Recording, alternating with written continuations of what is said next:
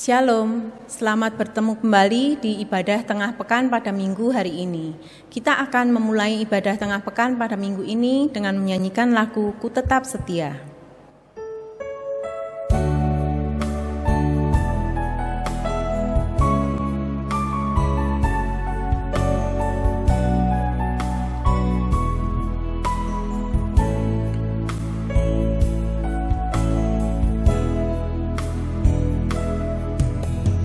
Seperti wanita mengurapimu, menangis di bawah kakimu. Demikian hidupku mau mengasihimu, Yesus, Engkau baik bagiku. Sampai ku menutup mata, ku tetap setia menanti janjimu, sampai ku dapatkan mahkota kehidupanku. Ku tetap setia melayanimu.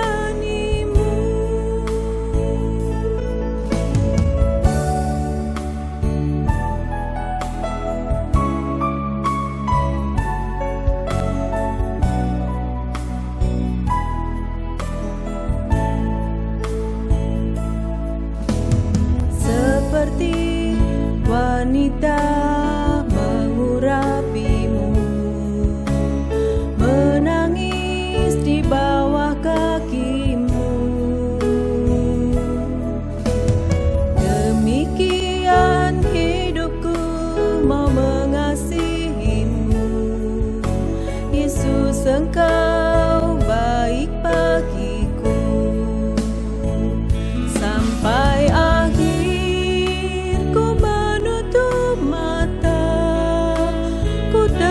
setia menanti janjimu, sampai ku dapatkan mahkota kehidupanku. Ku tetap setia melayanimu.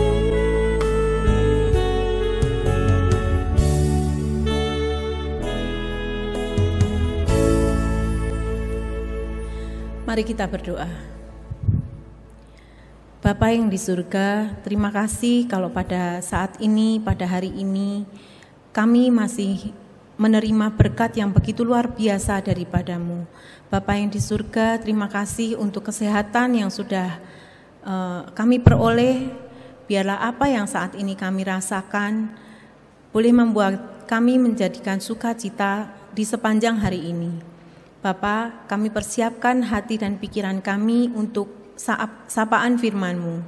Biarlah Roh Kudus sendiri yang masuk dalam hati dan pikiran kami, sehingga kami boleh dengar-dengaran akan firman yang akan kami dengarkan dan akan kami baca pada pagi hari ini. Di dalam nama Tuhan Yesus Kristus, kami mengucapkan syukur dan berdoa. Haleluya, amin. Selamat datang kembali Bapak Ibu, Saudara-saudari sekalian dalam persekutuan tengah pekan di kanal YouTube GKI Sorogenen. Sebelum kita mendengarkan firman Tuhan, mari kita berdoa terlebih dahulu. Tuhan, terima kasih atas segala berkat dan penyertaan-Mu hingga hari ini. Sebentar kami akan mendengar dan memahami firman-Mu, kiranya hikmat-Mu turun atas kami. Terima kasih ya Tuhan. Dalam nama Yesus kami telah berdoa, haleluya, amin. Saudara-saudari sekalian, tak terasa kita sudah melaksanakan atau menghayati perayaan hari Natal yang merupakan kelahiran Yesus dalam dunia. Kisah atau cerita tentang kelahiran Yesus ini merupakan salah satu peristiwa pokok dalam sejarah kekristenan. Dalam ketiga Injil sinoptik, salah satu Injil yang memberikan narasi tentang kelahiran Yesus yakni Lukas. Kitab Injil Lukas ini secara keseluruhan berusaha untuk menyusun catatan yang sesuai dengan urutan, yakni mengenai kelahiran, pelayanan, kehidupan, kematian, dan kebangkitan Yesus. Yang menjadi fokus dalam tulisan Lukas adalah kepada kelompok pinggiran yang terabaikan secara tradisi dalam masyarakat Mediterania abad yang pertama. Karena itu, kitab Injil Lukas ini dipenuhi dengan referensi kepada para wanita, anak-anak, orang sakit, orang miskin, dan kelompok orang yang ditolak.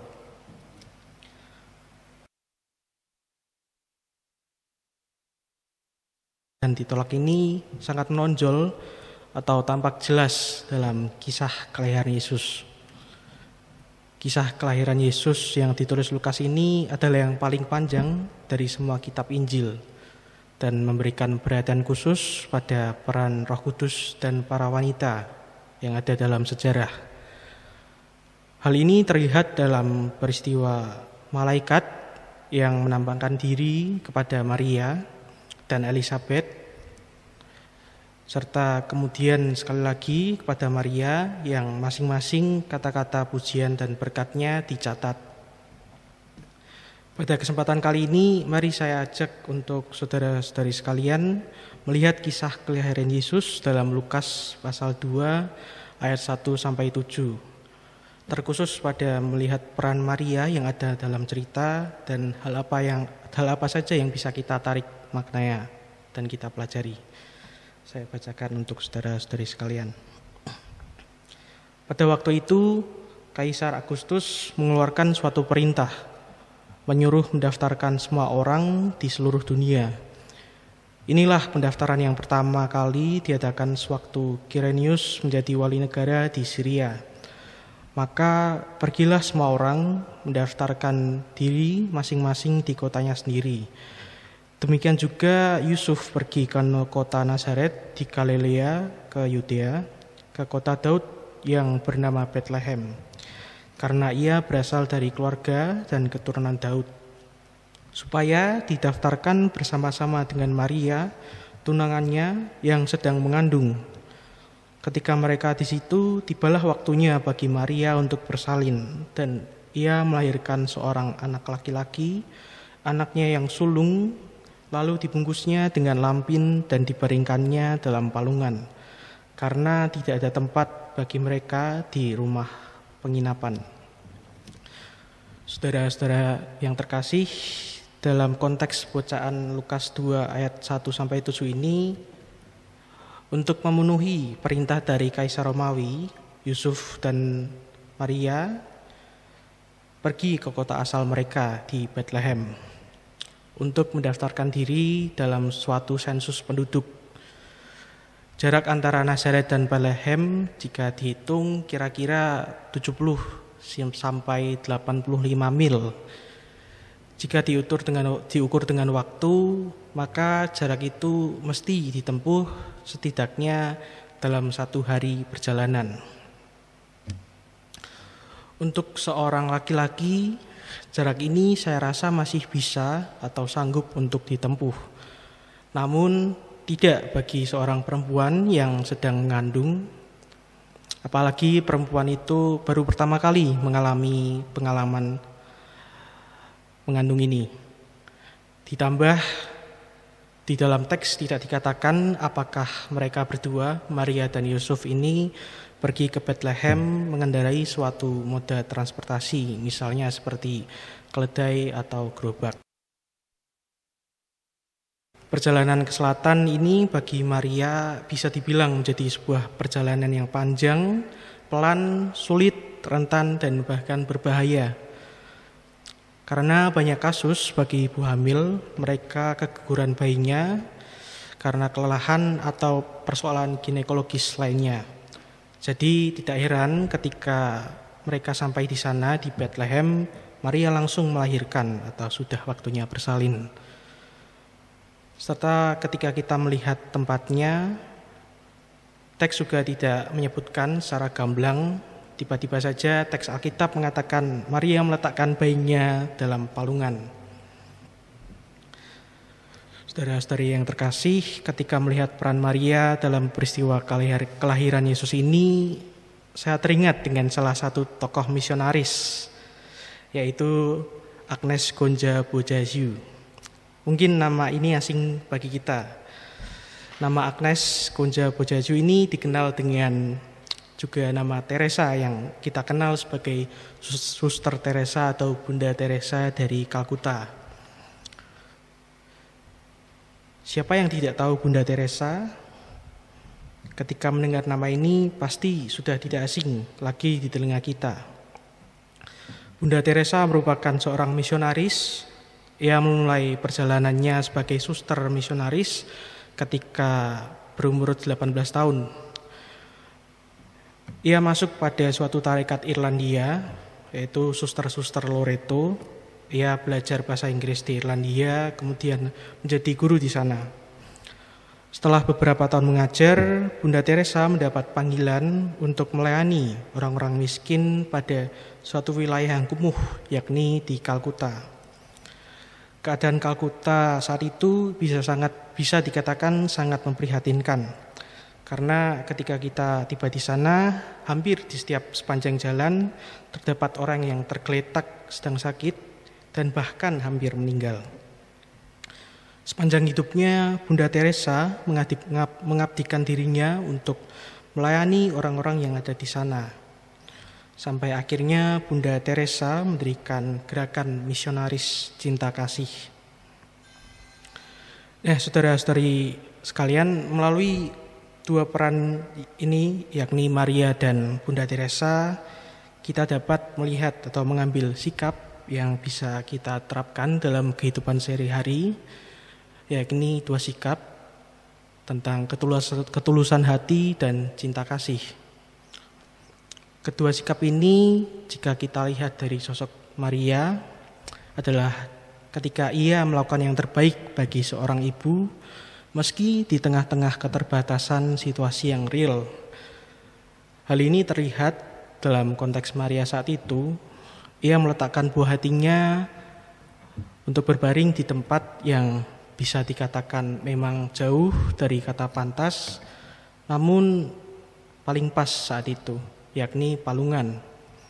Ia juga melahirkan, mungkin tanpa bantuan bidan. Ia merawat bayinya dengan penuh cinta dan sayang dalam suasana yang sukar.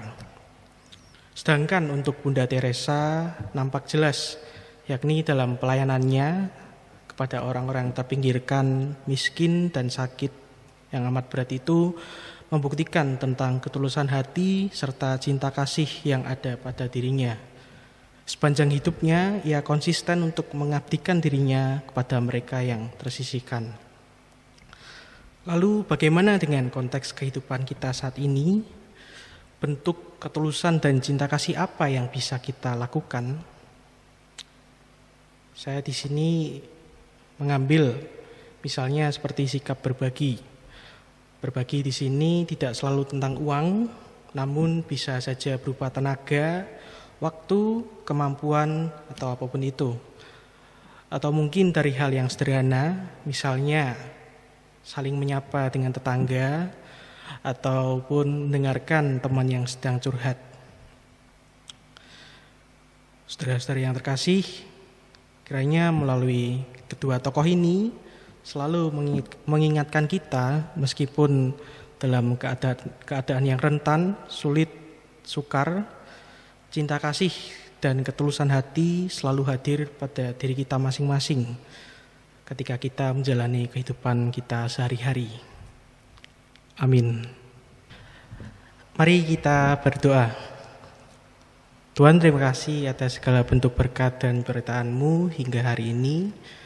Pada kesempatan kali ini kami belajar tentang kisah Maria dan Bunda Teresa, yakni tentang ketulusan hati dan cinta kasih. Kiranya melalui kisah Maria dan Bunda Teresa ini selalu menggugah kami untuk selalu menghadirkan cinta kasih dan ketulusan hati meski berada di suasana yang sukar. Kami tak lupa berdoa bagi pemerintah dan jajarannya untuk selalu diberi hikmah oleh-Mu supaya dapat menangani pandemi COVID yang pada saat ini. Kami juga tak lupa berdoa bagi mereka yang ada di garda terdepan, yakni tenaga kesehatan. Kiranya Tuhan selalu beri kesehatan dan kekuatan pada mereka. Terima kasih ya Tuhan, hanya di dalam nama-Mu kami telah berdoa. Haleluya. Amin.